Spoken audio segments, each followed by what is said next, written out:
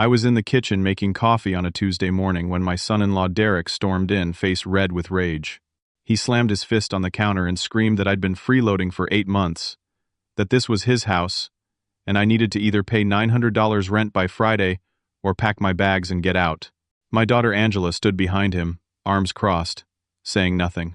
My heart sank as I realized my own child believed her husband owned the home I'd actually purchased 30 years ago. I went to my bedroom in the converted garage, hands shaking as I processed what just happened. Around me were the remnants of my simple life. Photos of my late wife Martha lined the small dresser.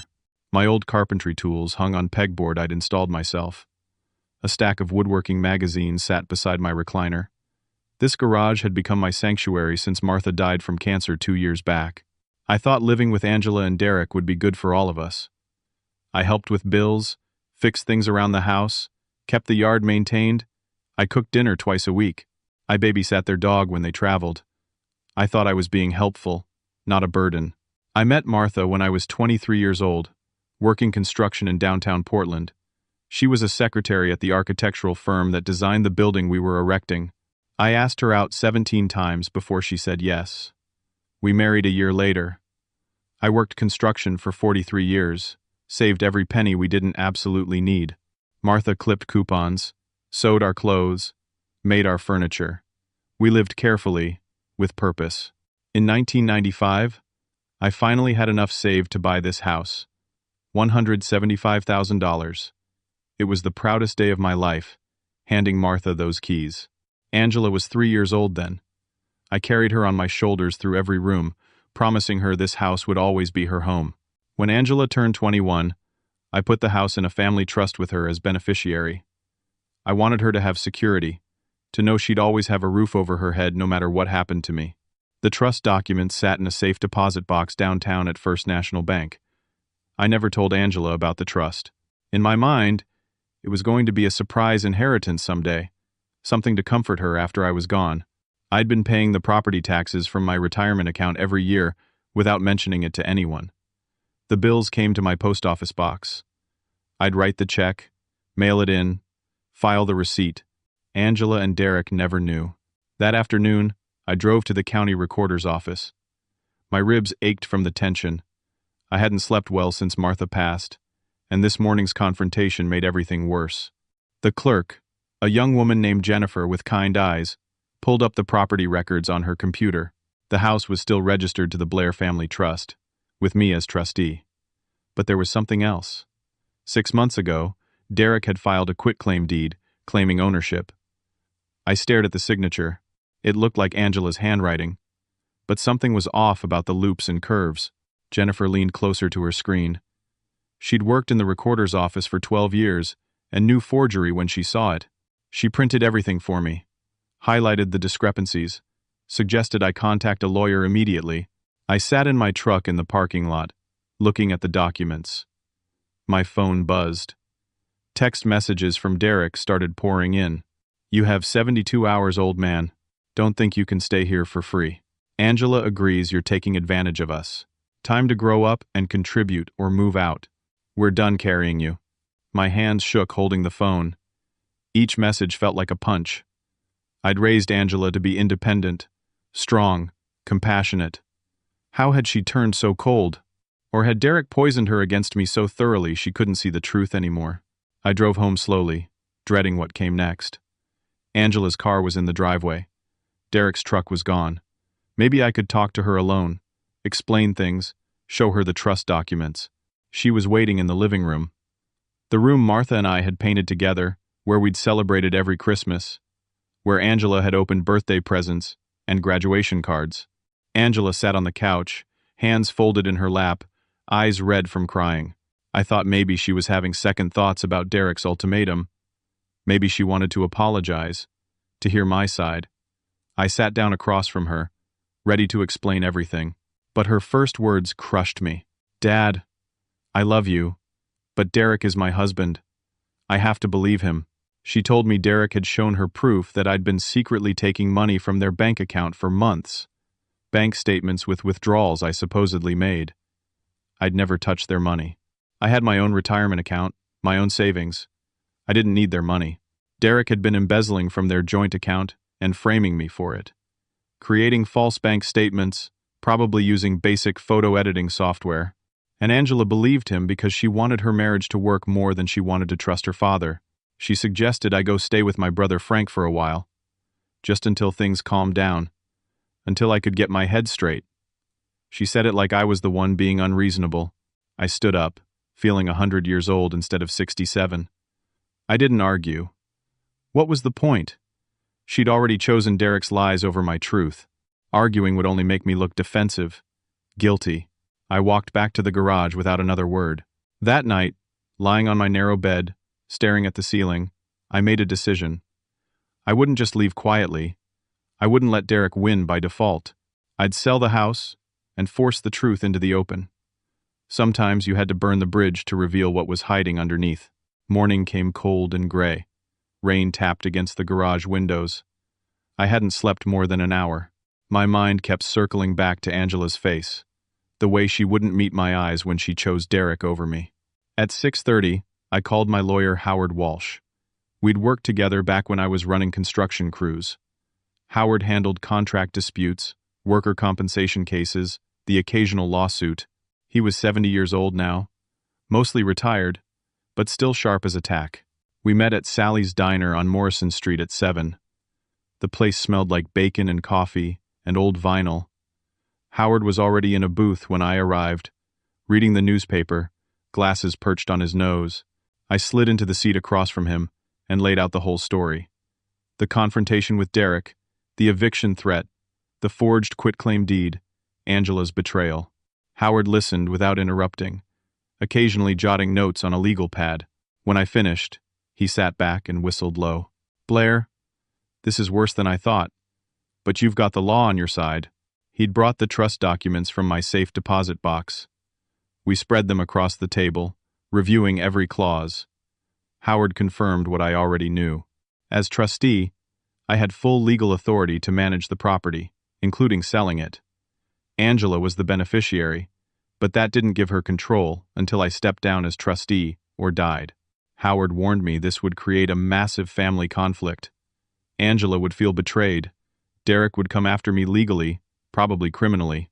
There'd be court battles, accusations, maybe restraining orders. I looked at Howard across the table. "The conflict already exists. I'm just making it visible." He nodded slowly, then pulled out his phone and called a real estate agent he trusted. Patricia Brennan arrived at the diner 30 minutes later.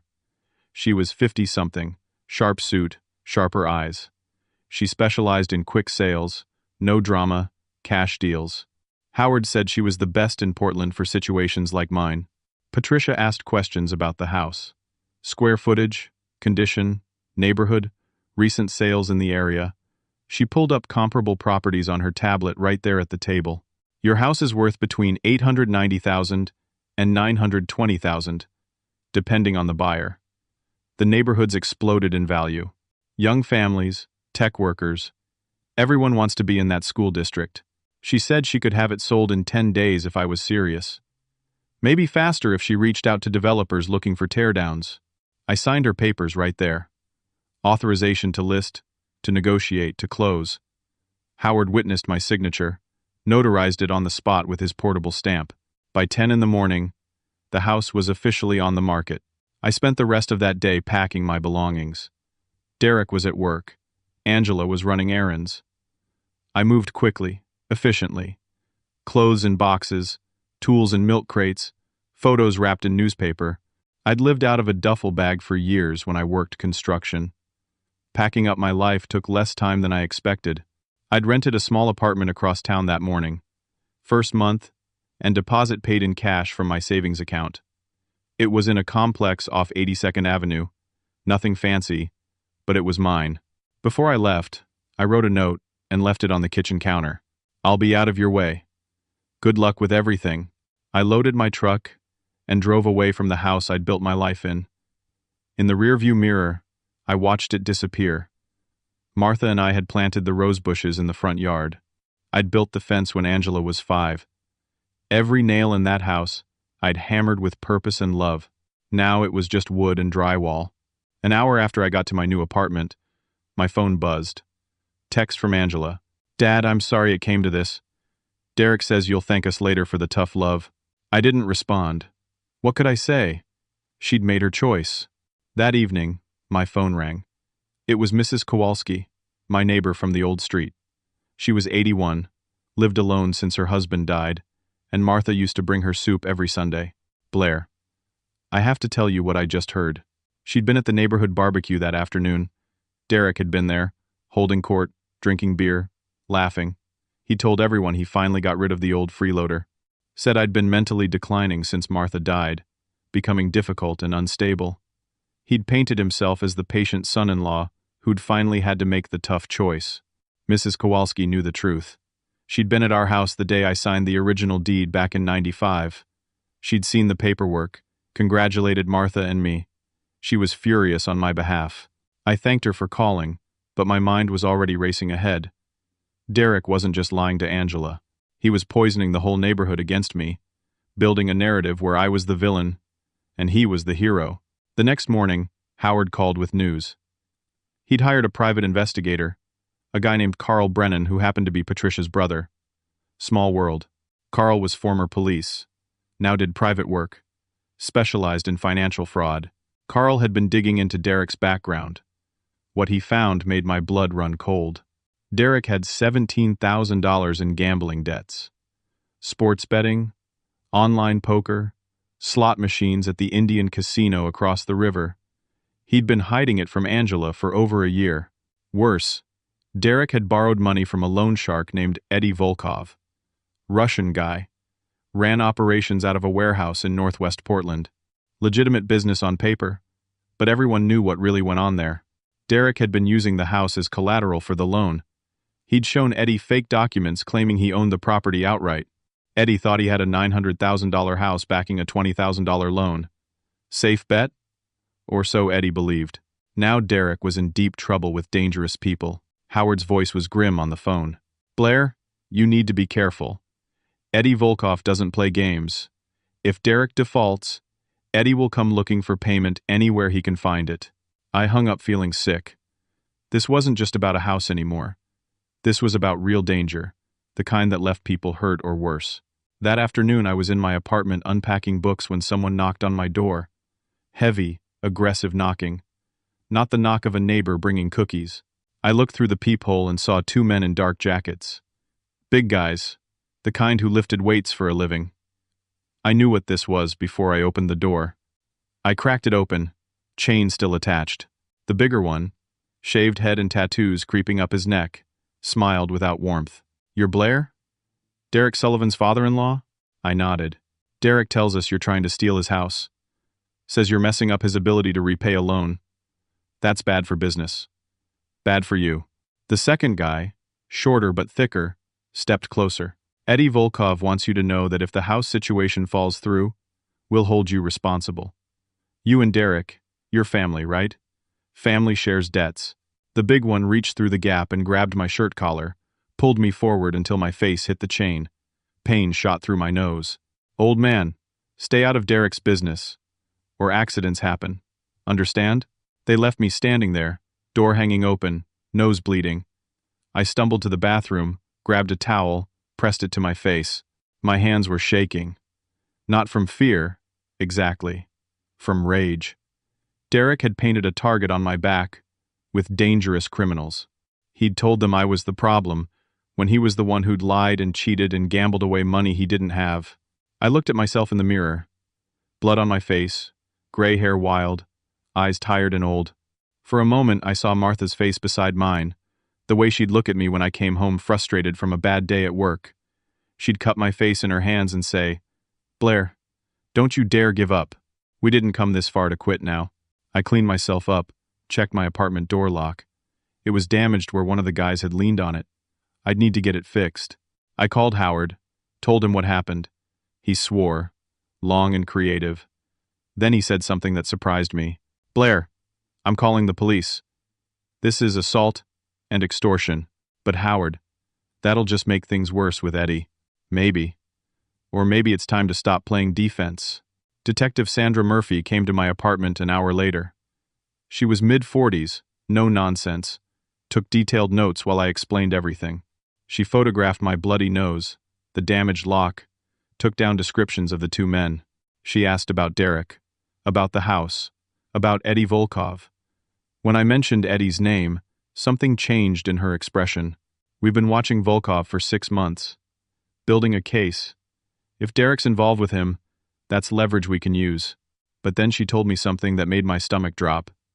Derek had already filed a police report against me, claimed I'd threatened him with violence, said I was unstable due to grief over Martha's death.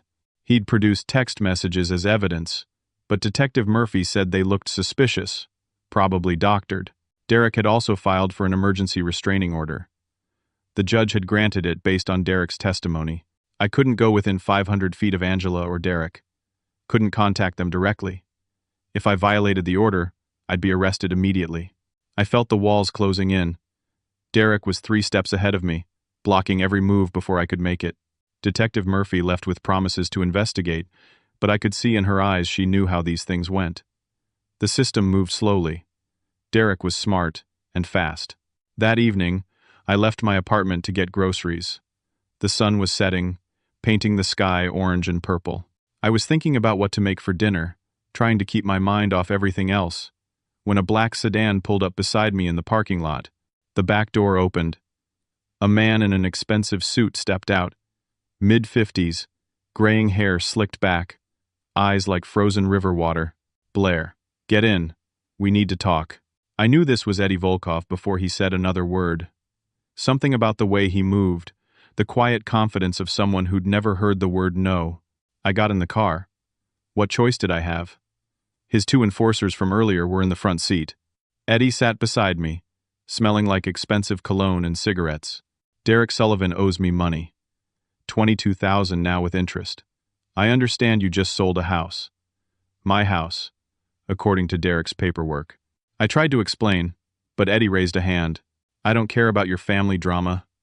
I care about my money. Derek can't pay me, which makes this your problem. You're going to give me $30,000 from your house sale, or accidents happen, not just to you, to everyone you love." He pulled out his phone, showed me photos. My apartment building, Angela at the grocery store, hand on her belly, my brother Frank's house across town. The message was clear. "Pay, or people get hurt. You have 72 hours. Eddie smiled, patted my shoulder like we were old friends. The car stopped. They pushed me out onto the sidewalk. I watched them drive away, legs shaking so bad I had to lean against a light pole. I'd spent my whole life building things, creating things, making things better. Now I was caught in a nightmare where everything I'd built was being used as a weapon against me. I made it back to my apartment, locked the door, wedged a chair under the handle.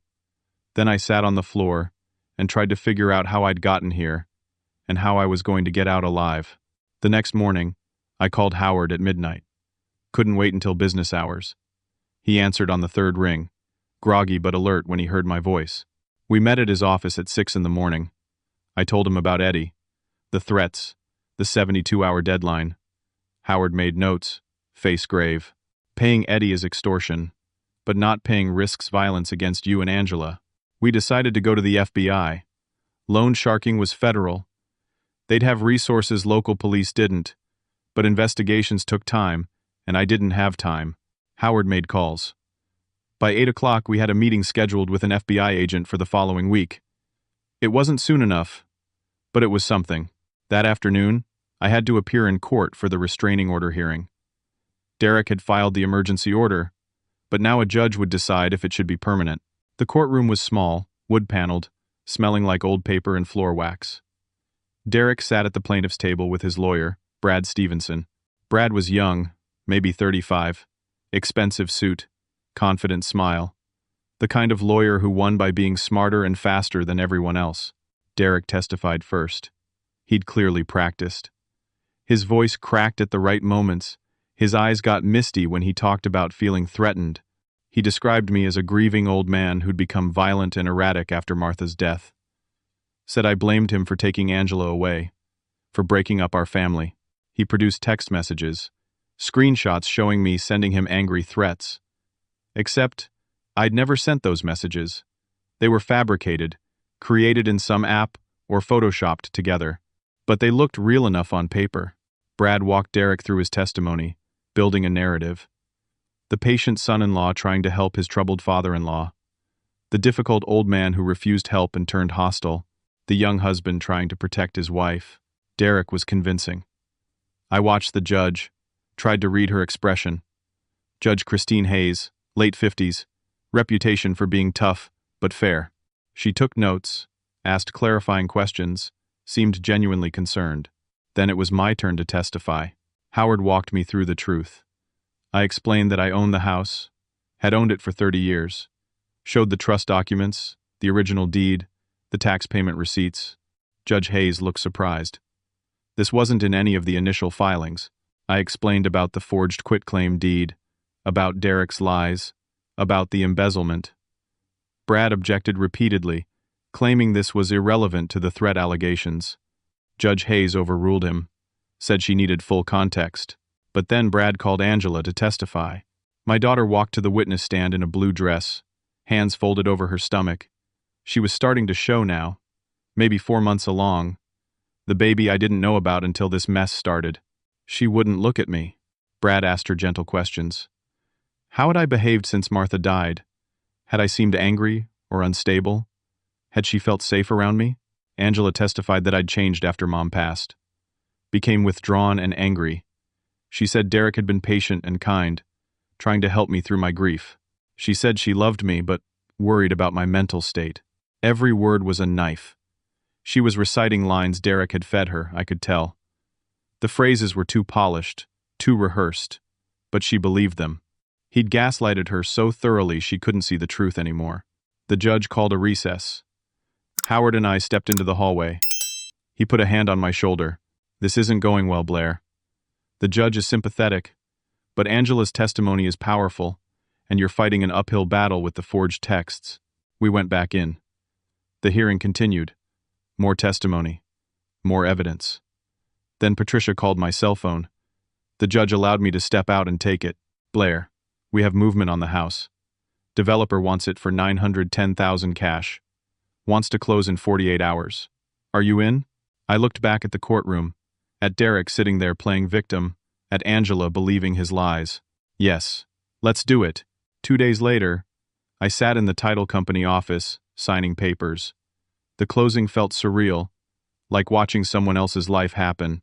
The developer's representative, a man named Greg Abbott, asked about the property's history. I told him my wife and I had raised our daughter there. He nodded sympathetically, said they'd build something nice, honor the land. The money would hit my account in 2 business days. $910,000. It should have felt like victory. Instead, it felt like losing. That evening, Angela called me. She was crying, confused. A process server had come to the house, served Derek with eviction papers. Derek was raging, had punched a hole in the living room wall. She didn't understand what was happening. Dad, Derek says someone's trying to steal our house. Do you know anything about this? I stayed silent for a long moment. Then I said, Angela, ask Derek who really owns that house. I hung up before she could respond. 2 hours later, police knocked on my apartment door. Derek had filed another report, claiming I'd threatened him with violence. Said I'd called and told him I'd make him pay, destroy everything he had. The officers were professional but firm. Derek had produced more text messages, more evidence. They asked me to come to the station for questioning. At the police station, Detective Murphy interviewed me. I showed her the trust documents, the sale paperwork, explained the timeline. She seemed sympathetic, but trapped by protocol. This is clearly a civil matter, Blair. But the threat allegation is criminal. We have to investigate. Then she told me Derek had also claimed I was dangerously unstable due to grief. He'd filed for an emergency restraining order extension, and the judge had granted it based on his testimony. I couldn't come within 500 feet of Angela or Derek. Couldn't contact them. Violation meant immediate arrest. I left the police station feeling like I was drowning. Derek had twisted everything, turned the system against me, isolated me from my own daughter. I was walking to my truck when someone grabbed me from behind. Strong hands pulled me between 2 vehicles in the parking lot. I struggled, But I was 67, and they were young and strong. Eddie Volkov appeared, immaculate in his suit despite the late hour. "Time's up, Blair. Where's my money?" I tried to explain about the account freeze, but Eddie cut me off. "I don't care about your legal problems. Derek owes me $22,000 plus interest. You just sold a house for $910,000. I want $30,000. I told him the money was frozen, tied up in court. Eddie's expression didn't change. "Then we have a problem. Derek told me you're trying to steal his house. Now I learn you already sold it. That makes me look stupid, Blair. I don't like looking stupid." Eddie pulled out his phone, showed me photos again. New ones. Angela at her doctor's appointment. Frank grocery shopping. My apartment building at night. 72 hours. Or accidents happen. Maybe a fire at your brother's place. Maybe Angela's car has brake failure. These things happen to people who don't pay their debts. His men shoved me hard. I stumbled, fell against a car, pain shooting through my ribs. They walked away laughing. I pulled myself up, got in my truck, hands shaking on the steering wheel. I drove to the bank, withdrew $30,000 in cash. It killed me to do it, to give in to extortion. But I couldn't risk Angela getting hurt. That night, I met Eddie at a warehouse in northwest Portland. Industrial area, empty after dark. His men frisked me, found the money in a gym bag. Eddie counted it slowly, smiling. Smart old man. But here's the thing. Derek's debt is separate. You just bought your own safety. He still owes me. I felt rage boiling up. I'd been scammed. "What do you want from me?" Eddie's smile widened. "Derek's debt isn't my problem anymore. It's yours. You figure out how to pay it, because if he doesn't, his pretty pregnant wife will work it off. Lots of ways a woman can work, if you understand me." Something snapped in me. I swung at Eddie, connected with his jaw. Pain exploded in my knuckles, but I didn't care. His men were on me instantly. Fists and boots. I tried to protect my head, but there were too many of them. Ribs cracked, pain everywhere. They dragged me to the back door, threw me into the alley like garbage. I lay there in the rain and oil puddles, tasting blood, wondering if this was how it ended. Beaten in an alley by criminals, while my daughter believed I was the monster. Somehow I crawled to my truck, drove myself to the emergency room, barely able to see through my swollen eyes. The ER doctor, a young woman named Sarah Chen. Wait, can't use Chen. Sarah Palmer. She x-rayed my ribs, cleaned my cuts, asked how this happened. I told her I fell. She didn't believe me but didn't push. While I was in the exam room, Detective Murphy appeared. She said they'd been watching Eddie's warehouse, had the whole meeting on surveillance, including Eddie's threat against Angela and the assault. "We're ready to move on Eddie's operation, but we need your cooperation to testify." I agreed immediately. Anything to stop Eddie, to protect Angela. Then Murphy delivered another blow. "Derek filed emergency papers this morning. Claims you're harassing him financially. His lawyer convinced a judge to freeze your bank accounts pending investigation of the house sale. The $910,000 was locked. I couldn't access any of it. I was beaten, broke, facing mounting medical bills, and my daughter was pregnant with a criminal's grandchild while believing her father was the villain. I lay in that hospital bed, ribs screaming with every breath, and wondered how much more I could take before I broke completely. I spent 3 days recovering at my brother Frank's house. Frank was 72, retired from the post office, lived in a small ranch house in Gresham. He'd been asking me to move in with him since Martha died, but I'd always refused. Too proud, too independent. Now I had nowhere else to go. Frank was furious when he saw my face. Black eye, split lip, bruised ribs wrapped in bandages. He wanted to drive to Derek's house and have words. I stopped him. Couldn't risk more legal trouble. Frank made soup, changed my bandages, let me sleep in his guest room. At night, I'd wake up gasping, dreaming about Eddie's men, about Angela's face in the courtroom, about Martha telling me I'd failed our daughter.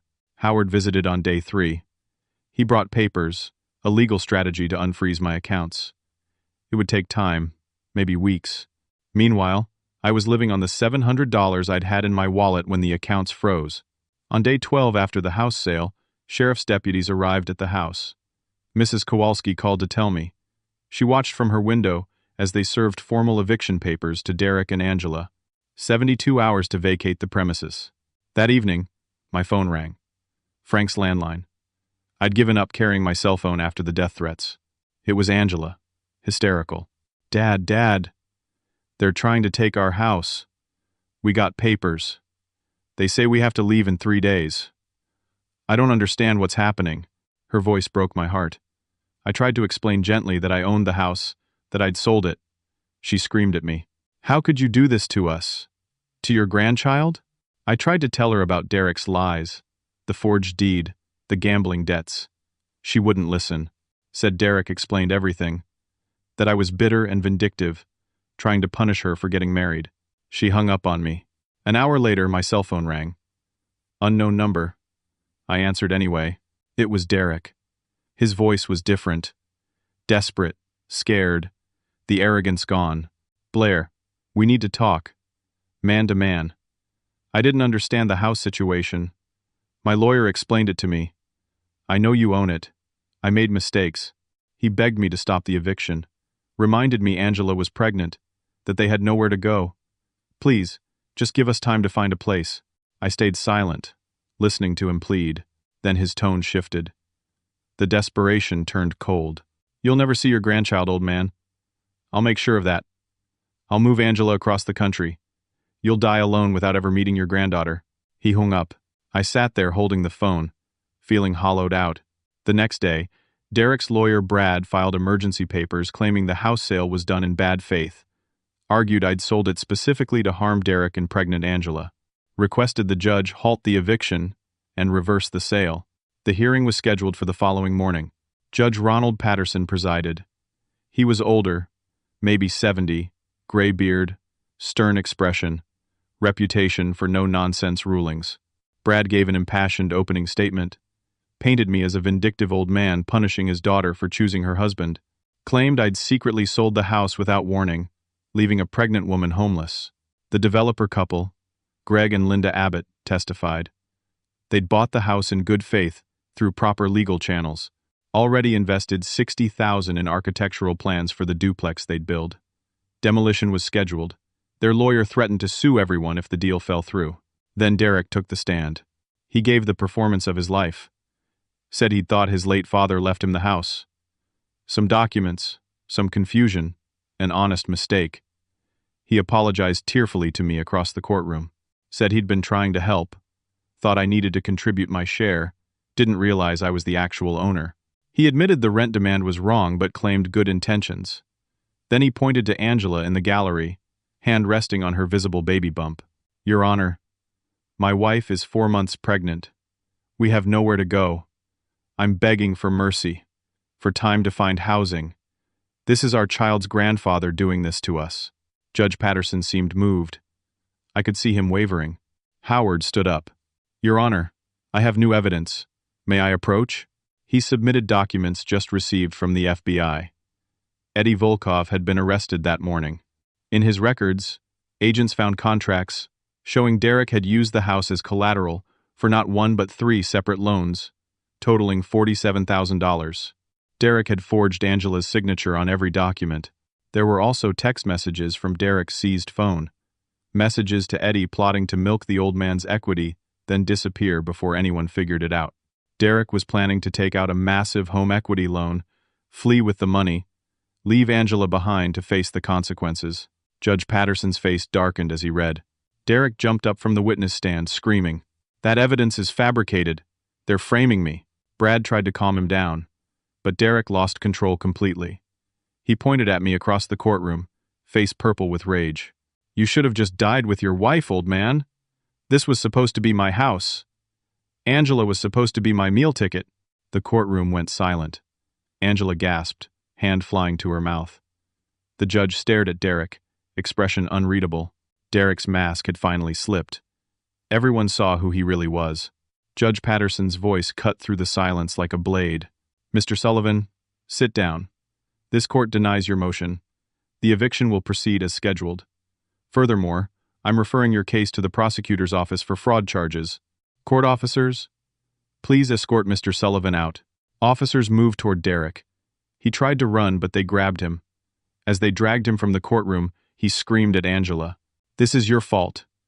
You and your stupid father. I should have left you when I had the chance." Angela ran from the courtroom, sobbing. I tried to follow, but remembered the restraining order. Howard grabbed my arm. "Just give her time, Blair. Let her process this." I stood in the courthouse hallway, surrounded by lawyers and strangers, feeling more alone than ever. 2 hours later, Frank called. Angela had shown up at his house, hysterical. She was having severe cramping. Frank was driving her to the hospital. I raced to Providence Hospital. Didn't care about the restraining order anymore. My daughter needed me. I found Angela in the emergency room, hooked to monitors, face pale and tear-streaked. A doctor was checking the baby's heartbeat. The doctor's expression was grave. Angela was having contractions. Stress-induced, but dangerous. She was only 27 weeks along. Too early. Risk of premature labor. They gave her medications to stop the contractions, but she'd need to stay for observation. Angela saw me standing in the doorway. Started crying harder. "Dad, I'm so sorry. I'm so sorry." I went to her bedside, took her hand. All the anger, all the hurt, it melted away. She was my daughter, my little girl, and she needed her father. She told me everything through tears. How Derek had controlled her for the past year. Monitored her phone, isolated her from friends. Told her I was losing my mind with grief, that I was becoming dangerous. Showed her forged bank statements proving I was stealing from them. He made me doubt my own perceptions. When I questioned anything, he'd rage and then apologize. Classic abuse pattern I didn't see until it was too late. I held her hand, stroked her hair like I did when she was little. I told her about the trust I'd set up when she was 21, how I'd wanted it to be a surprise inheritance. I showed her photos on my phone from 1995, me and Martha painting the nursery when Angela was 3. The house in its early days, full of promise and love. I bought that house with my own hands, baby girl. Literally did some of the finished carpentry myself. Every nail was driven with love for you and your mother. Angela cried harder. "I should have trusted you. I should have known." Suddenly, Derek burst into the room. Brad was with him. Derek had made bail on the fraud charges. He was pretending to be the concerned husband. "Angela, baby, are you okay? Is the baby okay?" Angela turned her face away. "Get out." Derek's mask slipped for just a second. Then he recovered. "Don't be dramatic. We need to figure out where we're living." I stood up, every one of my 67 years visible in my posture. But my voice was steel. "You're not living anywhere near my daughter." Derek laughed, cruel and sharp. "Your daughter? She's my wife, old man. She's having my kid." I stepped closer. Not for long. Derek moved toward me, threatening. I could see violence in his eyes. "Old man, I could take you apart right here." Howard appeared in the doorway with 2 police officers and Detective Murphy. "Derek Sullivan, you're under arrest." Derek spun around. "For what?" Murphy listed the charges. Fraud, forgery, extortion, conspiracy, assault. Eddie had rolled on Derek to reduce his own sentence, provided evidence of everything Derek had done. Derek lunged at me. The officers tackled him, forced him down, cuffed his hands behind his back. He screamed at Angela from the floor. "You're going to raise my kid alone and broke. Good luck, sweetheart." They dragged him out, still screaming threats and curses. Then the monitors started beeping frantically. Angela's contractions were back, stronger. Her water broke, soaking the hospital bed. Nurses rushed in. The doctor checked quickly, face grave. "The baby's coming. Now. Prep for emergency delivery." They wheeled Angela toward the delivery room. I tried to follow, but a nurse stopped me. "Family only in the delivery room. I'm her father." The nurse looked at a chart, saw something about the restraining order, hesitated.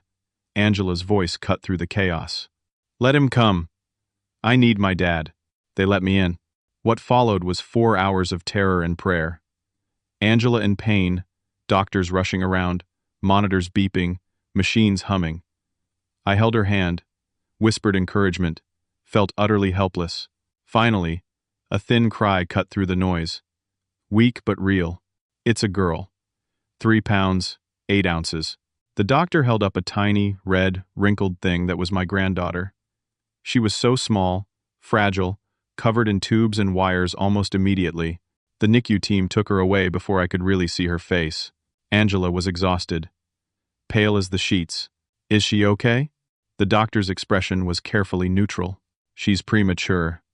We're doing everything we can. The next few days are critical. They wheeled Angela to recovery, and me to the NICU waiting room. I collapsed in a plastic chair, face in my hands. Frank appeared beside me. We sat together in silence, 2 old men waiting to see if a brand new life would survive its first night. 4 hours later, a doctor emerged. My heart stopped. She smiled. You have a granddaughter. She's small, but she's a fighter. Your daughter is asking for you. I rushed to the NICU, scrubbed my hands, put on a gown. Through the glass, I saw her. Tiny baby in an incubator, hooked to tubes and monitors. She was impossibly small, impossibly fragile. Angela was in a wheelchair beside the incubator, hand pressed against the glass. I joined her. We stared at this miracle together. Dad, I want to name her Martha, after Mom. I broke down completely. All the pain, fear, anger, love, it poured out of me in tears I couldn't stop. Then Angela said, Dad, I need you. We need you. Can we come stay with you? I nodded, couldn't speak. Derek kept saying you abandoned us. But you never left. You were fighting for us the whole time, weren't you? I finally found my voice. I'll always fight for my girls. All 3 of you now. A nurse approached, face grave. I'm sorry, but the baby's oxygen levels are dropping. We need to intubate. It's going to be a long road. I realized even in victory, the fight wasn't over. My granddaughter was fighting for her life, and all I could do was stand there and pray. Baby Martha spent 9 days in the NICU. 9 days of terror and hope. Her oxygen levels would stabilize, then drop. She'd gain 2 ounces, then lose 1. Every day was a battle between life and the fragility of being born too soon. I was there every moment they'd let me in. Scrubbed hands, sterile gown, watching through glass as nurses adjusted tubes and monitors. Angela stayed in the hospital for 3 days recovering, then checked herself out to be near her daughter. She moved into my small apartment temporarily. We barely spoke at first, both too raw from everything that happened. But slowly, carefully, we found our way back to each other. Frank helped move her belongings from the house before the new owners took possession. Derek's stuff was piled on the curb. The Abbotts were generous. Let Angela take her time, sorting through what she wanted to keep. Derek was in jail, bail denied after his outburst in the hospital. Brad had dropped him as a client once the full extent of the evidence became clear. The fraud charges, the forgery, the loan documents, the text messages plotting to flee with money stolen through home equity fraud. Derek was looking at 4 to 6 years federal prison. Eddie Volkov took a plea deal, agreed to testify against Derek in exchange for reduced sentencing. He got 15 years. Derek would serve every day of his sentence with no possibility of early release. During those 9 days, Howard worked to unfreeze my bank accounts. He filed motion after motion, presented evidence of Derek's fraud, showed that the house sale was legitimate and legal. Finally, Judge Patterson ordered the accounts released. The $910,000 became accessible again. After legal fees and closing costs, I netted $873,000. The first thing I did was pay every medical bill for Angela and baby Martha. Premature birth, NICU care, specialists. The bills were astronomical. I paid them all without blinking. The second thing I did was look for a house. A real house, big enough for 3 generations. On day 10, the doctors cleared baby Martha to leave the hospital. She was up to 4 pounds, breathing on her own, eating from a bottle. Still tiny, still fragile, but stable. I carried her to my truck in her carrier, moving slower than I ever had in my life. She was so light, so small, so impossibly precious. Angela sat in the back, hand resting on the carrier, unable to look away from her daughter. We drove to the new house I'd bought. 3 bedrooms, big yard, quiet neighborhood in Tigard. I'd spent the past week getting it ready. Frank helped me paint the nursery soft yellow, assemble the crib, install blackout curtains. Mrs. Kowalski had come over with casseroles and baby blankets, crying happy tears the whole time. Angela walked through the house, stunned. "Dad, you didn't have to do all this." I smiled, holding baby Martha against my chest. "I have 800,000 reasons to take care of my girls." That evening, we sat in the living room. Baby Martha asleep in a bassinet between us. The house was quiet, peaceful. Outside, spring rain fell gently. Angela filed for divorce. Derek didn't contest. His lawyer advised him to cooperate fully, might reduce his sentence. The divorce would be final in 6 months. Derek's creditors tried to sue Angela for his debts. Howard represented her, proved she'd had no knowledge of any of it. All debts were Derek's responsibility. Eddie's loan had been illegal anyway, unenforceable in court. Angela was protected. The house I'd bought was put in a new trust, this one with Angela as trustee and Martha as beneficiary. Couldn't make the same mistake twice. Weeks turned into months. Baby Martha thrived. By 3 months, she was 8 pounds, smiling, tracking faces with her eyes. By 6 months, she was rolling over, laughing, eating solid foods. Every milestone felt like a miracle. Angela got a job doing web design from home. She was talented, always had been. Clients liked her work. She started saving money, talking about the future, with hope instead of fear. I watched Martha while Angela worked. Rocked her, sang her the songs Martha used to sing to Angela, changed diapers, gave bottles, walked her around the yard pointing out birds and flowers. One evening when Martha was 6 months old, Angela and I sat on the back porch. The baby was asleep in her monitor. The summer sun was setting, painting everything gold. Angela turned to me. "I need to ask you something." "Go ahead." "Why didn't you just tell me you owned the house? If you'd told me from the start, none of this would have happened." I thought about it carefully. Pride, I guess. And love. I wanted you to have it as a gift someday, not feel like I was controlling your life. I wanted you to be independent, make your own choices. But Dad, if you'd told me, I wouldn't have married Derek. I would have known he was lying. I nodded slowly. "That's true. But would you have believed me? You loved him. You wanted your marriage to work. If I'd accused him of lying about the house, you might have thought I was the one lying, trying to control you." I paused, looking out at the yard where fireflies were starting to blink in the dusk. "And here's the thing, sweetheart. If I'd stopped you from marrying Derek, you'd always wonder. You'd always think maybe I was wrong, maybe he really loved you, maybe I ruined your chance at happiness. You had to see his true character yourself. It's the only way you'd really know." Angela was quiet for a long time. I was so desperate to make my marriage work, I ignored every red flag. He isolated me slowly. It was so gradual I didn't notice. He made me doubt my own perceptions, made me choose between you and him, knowing I'd choose my husband. "I'm so ashamed." I took her hand. "Don't be. Derek is a professional liar. He fooled lawyers, judges, lots of people. You're not weak for believing someone you loved. You're human." Mrs. Kowalski visited the next weekend, brought more casseroles, held baby Martha for an hour, cooing and singing. Before she left, she pulled me aside. "Martha would be so proud of you, Blair. You did right by your girls." My eyes watered. "I hope so. I really hope so." Frank came for Sunday dinner every week. He'd sit with baby Martha in his arms, telling her stories about when her mama was little, about her grandmother Martha, about the family she came from. One Sunday, he pulled me aside while Angela was in the kitchen. "Your father would have been proud too. You know that, right? My father died when I was 40, lived long enough to see me marry Martha, but not long enough to meet Angela. He'd been a carpenter, taught me everything I knew about building things. I thought about him sometimes, wondered what he'd say about all this.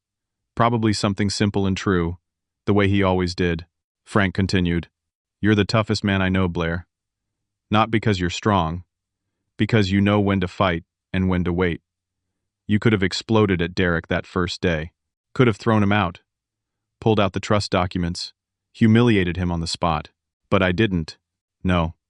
You let him think he won. Let him reveal who he really was. Let the system catch him in his own lies. That's real strength. That's wisdom.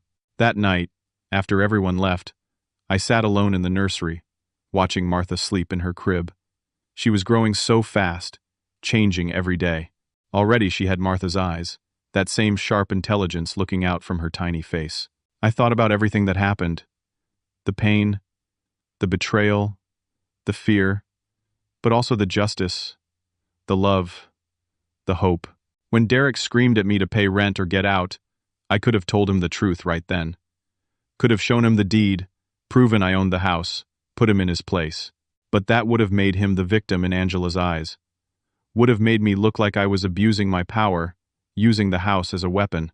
Instead, I let him think he had all the power. Let him get comfortable in his lies.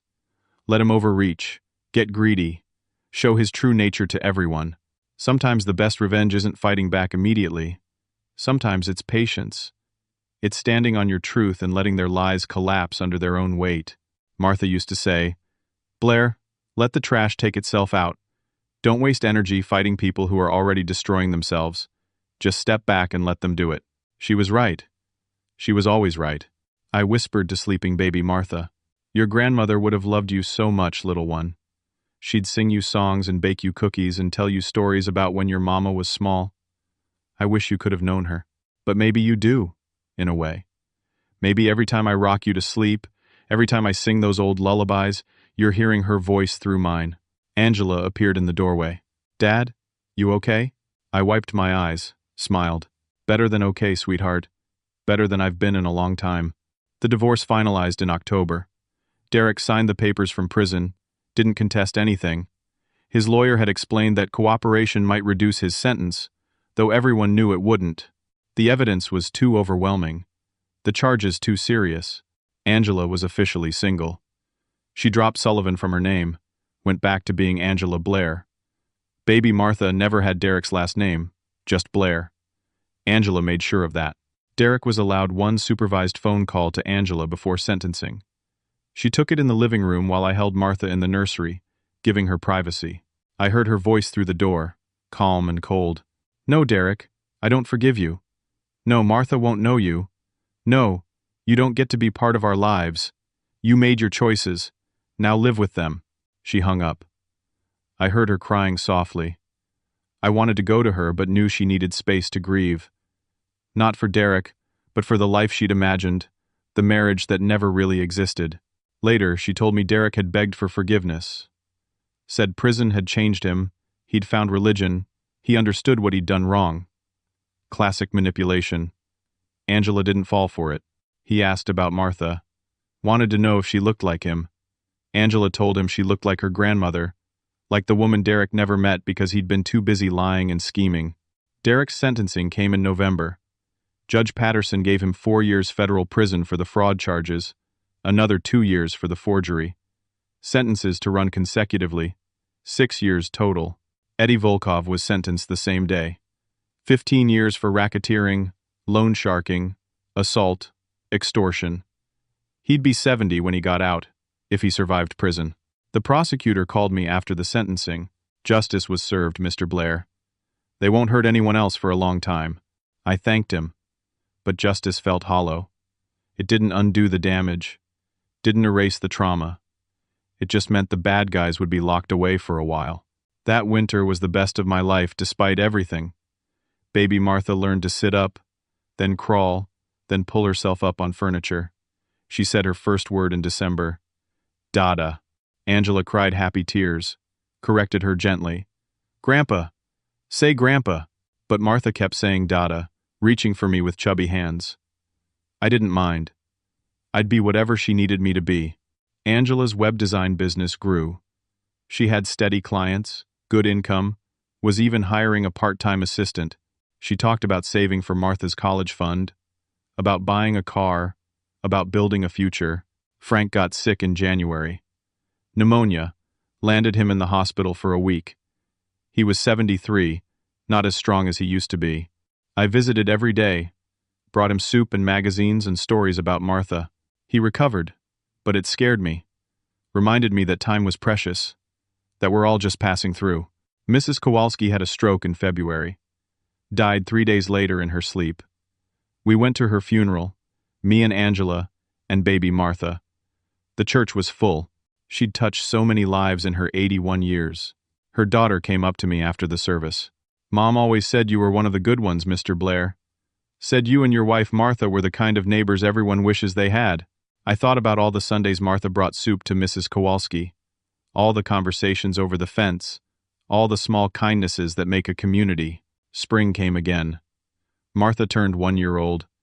We threw a party in the backyard. Frank came, some of Angela's friends, neighbors from the new street. We had cake and balloons, and baby Martha smashed frosting all over her face, laughing the whole time. I took photos, dozens of them. Wanted to remember this moment, this pure joy after so much pain. That evening, after everyone left, Angela and I cleaned up together. Martha was asleep in her crib, exhausted from the party. Angela said, "I've been thinking about Derek." I waited, let her talk. I know I should hate him. And I do, for what he did to us. But I also feel sorry for him. He threw away everything for money he never even got. He destroyed his own life, chasing something that was never real. I nodded. Some people spend their whole lives chasing the wrong things. They think happiness comes from money, or power, or control. They never figure out it comes from love, from family, from being honest and true. Angela looked at me. "You figured it out. You and Mom both did. You were happy with a simple life, weren't you?" I smiled. "Happiest man alive. Still am, even with everything that happened. Because I have you and Martha. That's all I ever wanted." Summer came. Martha learned to walk, stumbling around the house with arms outstretched for balance. She called me Dada, and Angela Mama, and Frank Bubba, because she couldn't say brother. We didn't correct her. It was perfect the way it was. One hot July evening, I was watering the garden when a car pulled up. A woman got out, mid-30s, professional clothes. She introduced herself as a reporter for the Oregonian. "Mr. Blair, I'm doing a story about elder financial abuse. Your case came up in court records. Would you be willing to talk about what happened?" I thought about it. Part of me wanted privacy, wanted to move on and forget. But another part remembered Detective Murphy, saying my testimony helped build the case against Eddie. Maybe my story could help someone else. I invited her in, made coffee, told her everything. She recorded it, took notes, asked careful questions. When I finished, she was quiet for a moment. "This is an important story, Mr. Blair. A lot of older people face similar situations. Family members, caregivers, people they trust, taking advantage. Most don't fight back because they're scared, or don't know how. Will it help anyone?" She nodded. "It might. At least people will know they're not alone, that there are resources, that fighting back is possible." The article ran in September. Front page of the local section. Big headline: "Local grandfather fights back against financial elder abuse." They didn't use Derek's full name because of the ongoing legal situation, but anyone who knew us would recognize the story. My phone rang all day. Old friends from the construction days, former neighbors, people I hadn't heard from in years, all offering support, sharing their own stories of family betrayal and financial manipulation. One call stood out. An older woman, maybe 75, voice shaking. "My son keeps asking for money. Says he needs it for medical bills, but I think he's lying. I don't know what to do. Your story gave me courage to say no." I talked with her for an hour, gave her Howard's number, told her she deserved better. After I hung up, I thought about how much pain there was in the world. How many people suffered in silence because they were ashamed or scared, or didn't think anyone would believe them. Maybe my story could shine a light, help someone else find their way out. Fall came again. Martha turned 18 months old. She was talking now, full sentences, telling elaborate stories about her stuffed animals. She was smart, curious, funny, everything Martha and I had hoped Angela would be, everything Angela was passing on to her daughter. One October evening, Angela came home from a web design conference in Seattle. She was excited, energized. "Dad, I met someone." My heart sank a little. Not because I didn't want her to be happy, but because I was scared. Scared she'd choose wrong again. Scared someone would hurt her. Scared I'd lose her. She saw my face, laughed gently. "It's not like that. Not yet. Just a colleague, another designer. His name is Tom. We talked about work, about life. He seems kind. I gave him my number. We'll see. I nodded, tried to smile. That's good, sweetheart. You deserve someone kind. Tom called the next week. They went for coffee. Then dinner. Then a walk in the park with Martha. He was patient, respectful, didn't push. After a month, Angela brought him to the house to meet me. Tom was 42, divorced, no kids.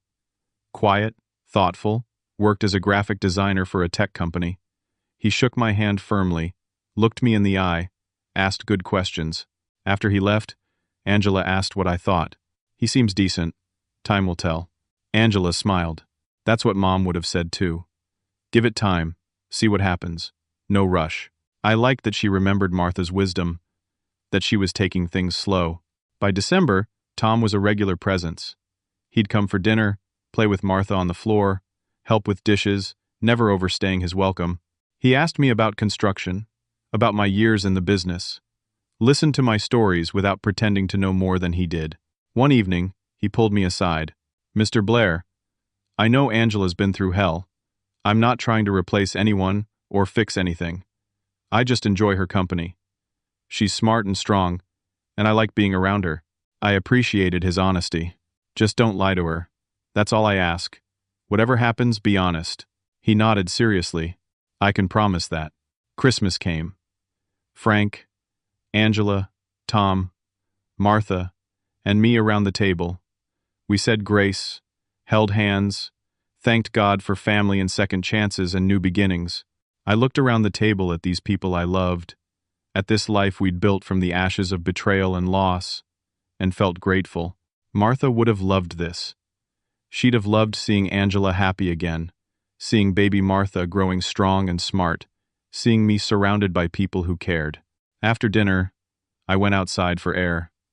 The December night was cold and clear, stars visible despite the city lights. Tom joined me on the porch. Your daughter told me what happened with Derek, what you did to protect her and Martha. That took courage. I shrugged. Just did what any father would do. No, he said quietly. Most people would have given up, would have walked away when it got too hard, too dangerous. You stayed and fought. Angela knows how lucky she is. I didn't feel lucky. I felt tired, old, worn down by everything that had happened. But looking through the window at Angela laughing with Martha on her lap, at Frank telling some story with his hands, at the life continuing inside that warm house, maybe I was lucky after all, lucky to have fought, lucky to have survived, lucky to be here for this moment. Spring came again, bringing with it cherry blossoms and rain, and Martha's second birthday. 2 years old, talking in full paragraphs, asking endless questions about everything. Why is the sky blue? Where do birds sleep? Why don't worms have legs? I answered every question the best I could, just like I'd done with Angela 30-some years ago. Children's questions are the best kind, honest, and curious, and impossible to fully answer. Angela and Tom got engaged in April. Quiet proposal in our backyard, Martha playing nearby with bubbles, sun setting golden over the fence. Tom asked me for permission first. Old-fashioned, but respectful. I gave it gladly. They planned a small wedding for September, just family and close friends. Martha would be flower girl. I'd walk Angela down the aisle. Frank's health declined that summer. The pneumonia from last year had left lasting damage. He spent more time in doctor's offices than at home. But he still came for Sunday dinners, still held Martha on his lap telling stories, still laughed at her toddler jokes. In August, he sat me down after dinner. Blair, I need to talk about when I'm gone. I tried to protest, but he raised a hand. Listen, I'm 74. I've had a good run, but I need to know you'll be okay. I took his hand, weathered and spotted with age like my own. I'll be okay, Frank. Angela and Martha keep me young. He smiled. You did good, little brother. Dad would be proud. Martha would be proud. You took a bad situation and turned it into something beautiful. I thought about that later, after Frank went home. Had I turned it into something beautiful? Or had I just survived and tried to protect what mattered? Maybe they were the same thing. The wedding happened on a perfect September day. Clear skies, gentle breeze, leaves just starting to turn gold. Angela looked beautiful in her simple white dress. Martha, in a tiny yellow dress, carrying a basket of rose petals. I walked Angela down the makeshift aisle in our backyard, past rows of chairs filled with people who loved her. When we reached Tom, I put her hand in his. "Be good to each other," I said quietly. They both nodded, eyes shining. The ceremony was short and sweet. They wrote their own vows. Angela promised honesty, patience, and love. Tom promised the same, plus a commitment to be a good stepfather to Martha. When they kissed, everyone cheered. Martha threw rose petals in the air, laughing. At the reception, I danced with Angela. First dance, father-daughter, to a song Martha had loved. I held my daughter close, feeling the years compress. She was 3 years old in my arms. She was 21, getting her college diploma. She was 34 in a wedding dress, starting over, choosing better this time. She whispered in my ear, "Thank you, Dad. For everything. For never giving up on me." I couldn't speak. Just held her tighter. Later, I sat with Martha on my lap, watching the celebration. Tom was dancing with Angela, both of them laughing. Frank was talking with neighbors, gesturing with a piece of cake. The sun set slowly, painting everything rose and gold. Martha looked up at me with those sharp eyes, so much like her grandmother's. "Dada, why you crying?" I wiped my face, smiled. "Happy tears, baby girl. Sometimes people cry when they're happy." She thought about that, then patted my cheek with her small hand. "It's okay, Dada. I'm happy too." Frank died in October. Peaceful in his sleep at home. He was 74 years old. We buried him next to our parents in a small cemetery outside Portland. Angela read a poem. Martha put flowers on the casket. I said goodbye to my big brother, the one who'd always looked out for me. At the wake, people told stories about Frank. His years at the post office, his terrible jokes, his kindness to everyone he met. I realized how many lives one person touches without even knowing it. That winter was hard. I missed Frank terribly. But Angela and Tom moved into the house with me. 3 bedrooms was enough for all of us. Tom insisted on paying rent. I accepted because it made him feel better. But I put every dollar into a college fund for Martha. We fell into routines. Tom and Angela worked during the day while I watched Martha. We'd go to parks, libraries, the zoo. She asked endless questions, and I did my best to answer. At night, we'd all eat dinner together, talking about our days. It was good. Simple and good. The way life should be. One evening in February, I was reading Martha a bedtime story when she interrupted me. "Dada, why don't I have a daddy?" I paused, choosing words carefully. "You do have a daddy. Tom is your stepfather. He takes care of you and loves you. But where's my real daddy?" I thought about Derek in prison, about his lies and betrayals, about the man who'd almost destroyed everything I loved. "Your real daddy made some bad choices. He hurt people, hurt your mama. So he can't be here right now." Martha considered this seriously. "Did he hurt you too, Dada?" "Yes, baby girl. He hurt me too." She wrapped her small arms around my neck. "I'm sorry, Dada. I love you." I held her close, breathing in the smell of baby shampoo and innocence. "I love you too, Martha. More than you'll ever know." After she fell asleep, I went downstairs. Angela and Tom were on the couch, watching a movie. She asked about Derek. Angela tensed. "What did you say?" I told her the truth. That he made bad choices and hurt people. That Tom is her stepfather now. That she's loved and safe. Angela's eyes filled with tears. "Thank you for protecting her. From him, from the ugliness of it all." I sat in my recliner, suddenly exhausted. That's what family does. We protect each other. Tom spoke up quietly. "You protected Angela when she couldn't protect herself. You stood your ground when most people would have walked away. That's courage, Mr. Blair." I shook my head. "It's not courage. It's just love. You do what you have to do for the people you love." Spring came again. 3 years since Derek had screamed at me to pay rent or get out. 3 years since I'd sold the house and changed everything. I thought about calling Derek in prison, telling him about Martha's growth, about Angela's happiness, about how we'd all moved on without him. But what would be the point? He'd made his choices. Now he had to live with them. Instead, I focused on the present. On Martha learning to ride a tricycle. On Angela's web design business expanding. On Tom being the kind, steady presence she deserved. One afternoon, I sat in the backyard watching Martha play. She was chasing butterflies, laughing when they landed on flowers just out of reach. I thought about that Tuesday morning 3 years ago. Derek's red face, his screaming, my shock and hurt. I remembered feeling small and powerless and betrayed, but I'd made a choice in that moment. Not to fight back immediately, not to defend myself, but to let the truth reveal itself slowly. To stand on solid ground and wait for Derek's lies to collapse. It had worked. Justice had come.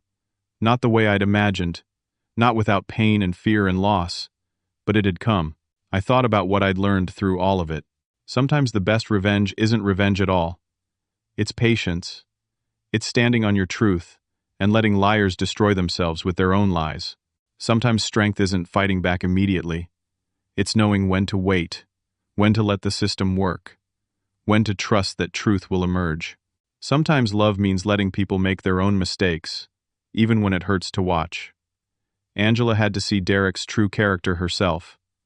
If I'd just told her, she might never have believed it. And sometimes the hardest thing is staying present, staying involved, staying committed when everything in you wants to walk away. But that's what family means. You don't abandon people just because things get hard. I thought about Martha, my wife, buried 3 years now in a cemetery across town. I visited her grave every Sunday, brought fresh flowers, told her about our granddaughter. I imagined what she'd say about everything that happened. Blair, you did good. You protected our girl. You stood your ground without becoming cruel. You let Derek hang himself without lifting a finger. That's wisdom, honey. That's real strength. I smiled, feeling her presence in the spring breeze. Martha called to me from across the yard. Dada, look! I caught a butterfly. I walked over. She cupped her hands gently, a small yellow butterfly resting on her palm. What should I do with it, Dada? Let it go, baby girl. Beautiful things aren't meant to be trapped. She opened her hands. The butterfly sat there for a moment, then flew away into the afternoon Sunday. She watched it go, then looked up at me with those wise eyes. It came back to say thank you, didn't it? I nodded, throat tight. Yes, sweetheart. That's exactly what it did. That evening, I sat on the porch with a cup of coffee, watching the sun set.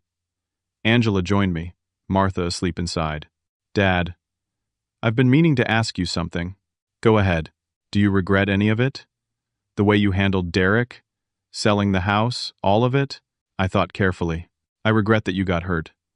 I regret that Martha had to be born early, that she went through that trauma.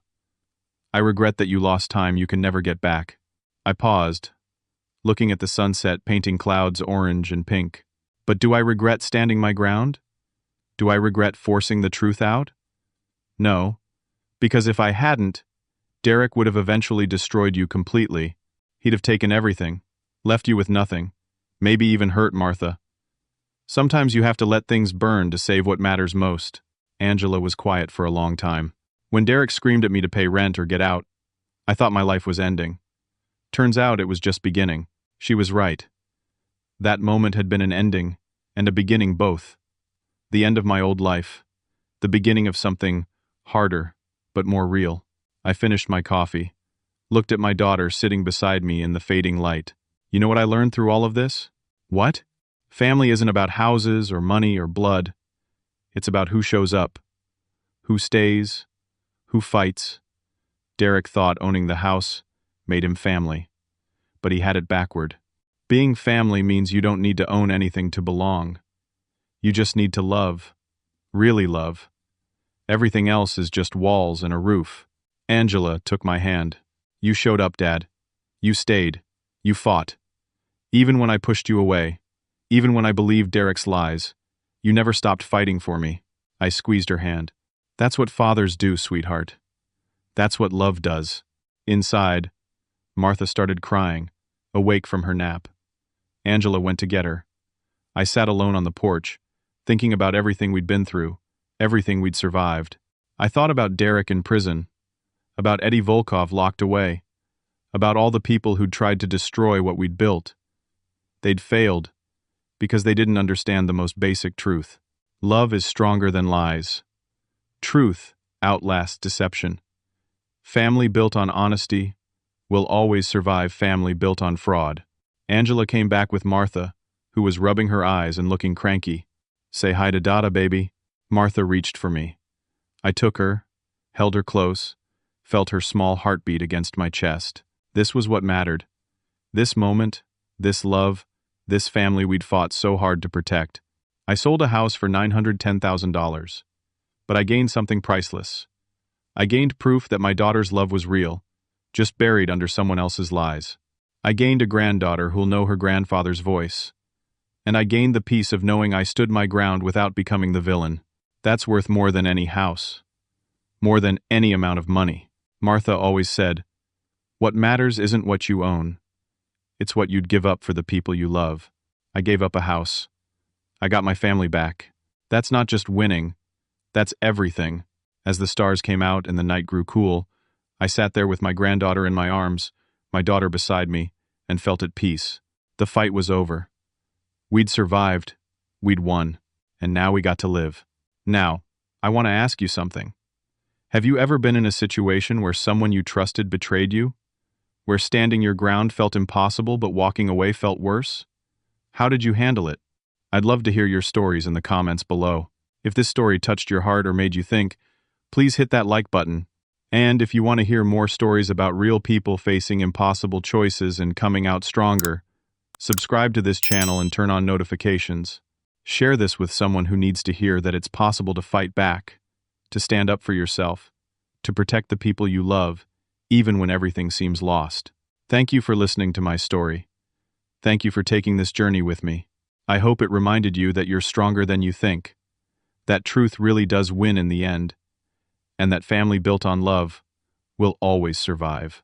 Take care of each other out there. Stand your ground. Protect what matters. And remember, sometimes the best revenge is just living well. Until next time.